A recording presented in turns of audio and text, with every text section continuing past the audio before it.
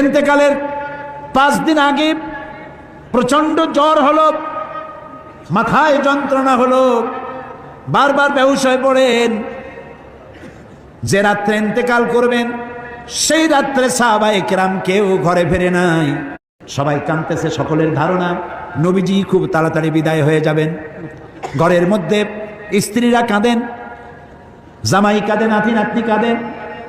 সব থেকে বেশি কাঁদছেন হযরতে মা ফাতিমা রাদিয়াল্লাহু তাআলা আনহা।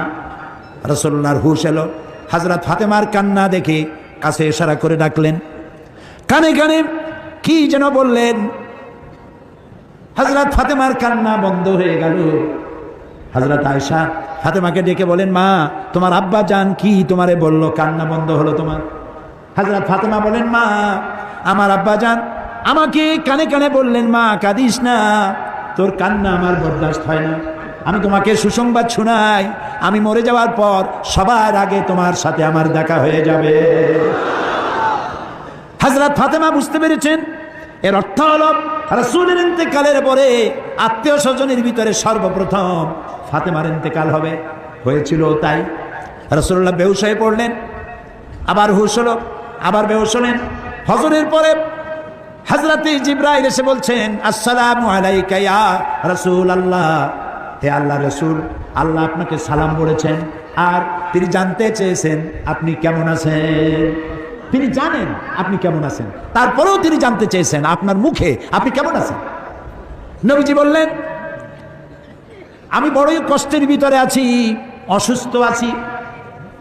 হযরতে জিবরাইল বলছেন, ইয়া রাসূলুল্লাহ, একজন নতুন ফেরেশতা এসেছে আজ আমার সাথে, যে ফেরেশতা কোনো মানুষের কাছে আসার জন্য অনুমতি কোনোদিন চায় নাই আর কোনোদিন চাবেও না, শুধু আপনার অনুমতি চায় আপনার কাছে আসার জন্য। সে ফেরেশতার নাম মালাকুল মউত।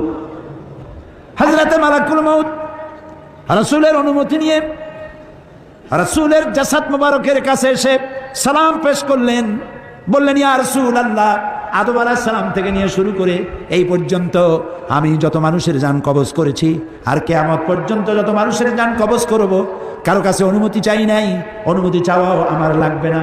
কিন্তু আজকে আসার সময় আল্লাহ রাব্বুল আলামিন আমাকে বলেছেন আমি যেন আপনার অনুমতি চাই। রাসূলুল্লাহ বললেন, মালাকুল মউত, আমি যদি তোমাকে অনুমতি না দেই? হযরতে মালাকুল মউত বলেন, ইয়া রাসূলুল্লাহ, আল্লাহ তাআলা বলেছেন অনুমতি যদি না পাও ফিরে এসো। আল্লাহু আকবার, আল্লাহু আকবার।